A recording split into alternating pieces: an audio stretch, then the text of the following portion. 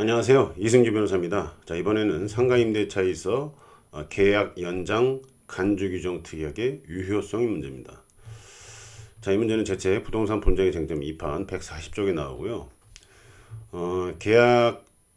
계약을 연장하는 특약이 있었는데 이게 유효한지 무효인지, 왜냐하면 상가건물 임대차 보호법 15조에 이 법에 위반되는 약정으로 임차인에게 불리한 것은 무효다 이렇게 돼 있어요. 그러다 보니까 어떤 특약이 있을 때 유효인지 무효인지 이걸 따지게 되는데, 지금 말씀드린 것처럼 이 법에 위반돼야 돼요. 이 법은 상가 건물 임대차 보호법입니다. 따라서 임차인한테 불리한 상가 임대차 약정이 다 무효가 되는 게 아니고, 상가 건물 임대차 보호법에 나오는 규정에 위반돼야 돼요. 보호법에 특별하게 임차인의 권리를 줬는데 이거에 위반되는 약정이어야지 무효가 됩니다. 그게 쟁점이 된 거예요. 자, 제 책에 이제 읽어드릴게요. 책이 없는 분들이 있을 테니까.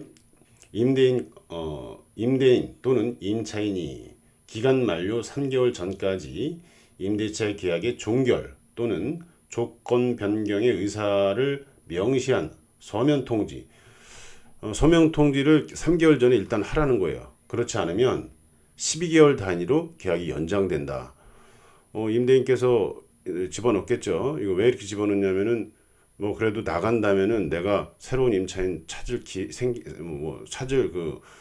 기회, 기간 이런 게 필요하니까 이건 되게 합리적인 겁니다. 어떻게 보면. 그리고 우리가 이제 서면 통지를 하게 돼 있죠. 지금 특이하게 서면 통지를 하게 되면 자동 연장되는 거예요.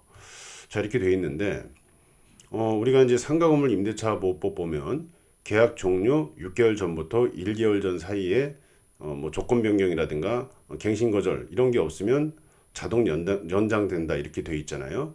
어떻게 보면 비슷한데 요거는 1개월 전이 아니라 3개월 전으로 이렇게 해놨습니다. 자, 이런 상태에서 임차인이 계약 종결 1개월 전에 임대인에게 부득이 폐업으로 인해서 계약 연장이 안 되니까 계약 종료일에 보증금을 주세요라고 요구를 한 거예요. 내용증명으로.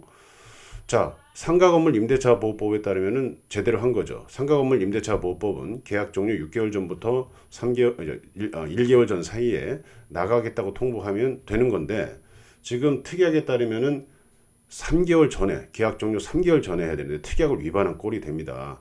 3개월 전에 그것도 서면으로 해야 되고, 서면으로 하긴 하셨는데 요게 이제 1개월 전에 했다는 거죠. 직전에.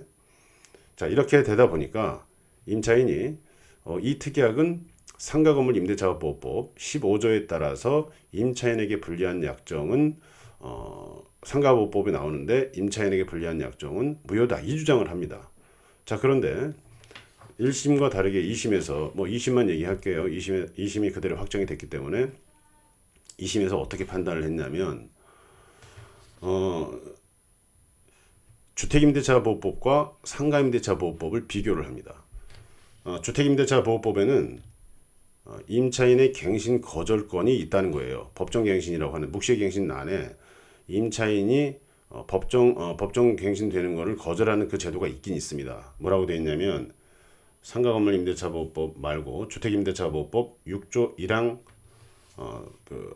후문에 임차인이 임대 기간 끝나기 2개월 전까지 통지하지 아니한 경우에도 같다 뭐 이렇게 해가지고, 임대인이 뭐 갱신 거절이라든가 이런 거 하면 묵시하게 갱신이 되고, 임차인 같은 경우에는 임차 기간 끝나기 2개월 전에 통지하지 않은 경우에 같다는 건 뭐냐면은 묵시하게 갱신이 된다는 건데, 상가건물 임대차 보호법에는 이 부분이 없다는 거예요.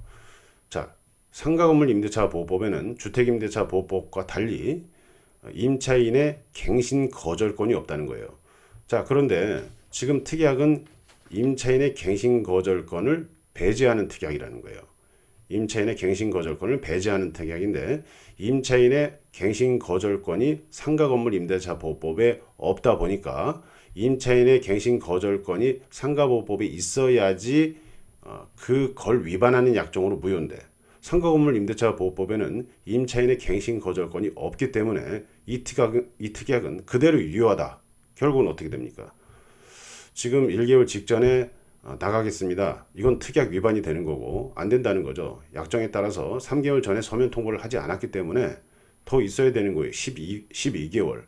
그런데 다행히도 그 임대차 계약 이 사건 같은 경우에는 특이하게 이렇게 12개월 연장됐는데 특약에 따라 이 경우에 임차인이 나가겠다라고 통보를 하면 3개월 후에 나갈 수 있는 그 조항이 있었습니다. 따라서 임차인의 이 지금 부득이 폐업하겠다 이 말은 종료 후 3개월 있다 나가는 걸로 정리가 됐습니다. 12개월 연장은 아니라는 거죠. 12개월 연장 특약이 있음에도 불구하고 임차인이 나가겠다라는 요구를 하게 되면 3개월 있다가 나갈 수 있다는 특약이 별도로 또 있었다는 거예요. 그뿐만 아니라 지금 이게 이제 묵시갱신 같은 경우에도 임차인이 나가겠다 법으로 정해진 것도 그러면 3개월 있다 또 나갈 수가 있어요. 거기까지 판단 대상은 이 사건은 아니었습니다. 자, 좀 복잡하긴 한데요. 어쨌든 어떤 특약이 있을 때는 일단 유효합니다. 그런데 상가건물 임대차보호법 15조에 따르면 이 법에 위반되는 약정으로 임차인에게 불리한 것은 효력이 없다. 이렇게 규정이 되어 있기 때문에 특약이 무효가 되는 경우가 있는데 그 특약이 무효가 되려면 상가건물 임대차보호법에 적혀 있어야 된다는 거예요. 그런데 지금 임차인의 갱신 거절권이 상가 임대차보호법에 적혀 있지 않기 때문에 지금 말씀드린 3개월 전에 서면 통보해야지 묵시갱신이 안 된다. 자, 이 조항, 이 특약은 유효하다는 거죠. 주택임대차보호법에는 임차인의 갱신 거절권이 있어요. 근데 상가보호법에는 없어요. 그러다 보니까 특약이 그대로 유효하다는 겁니다. 자, 이번에는 상가 임대차에 있어 계약 연장 간지 규정 특약의 유효성에 대해서 알아봤습니다. 감사합니다.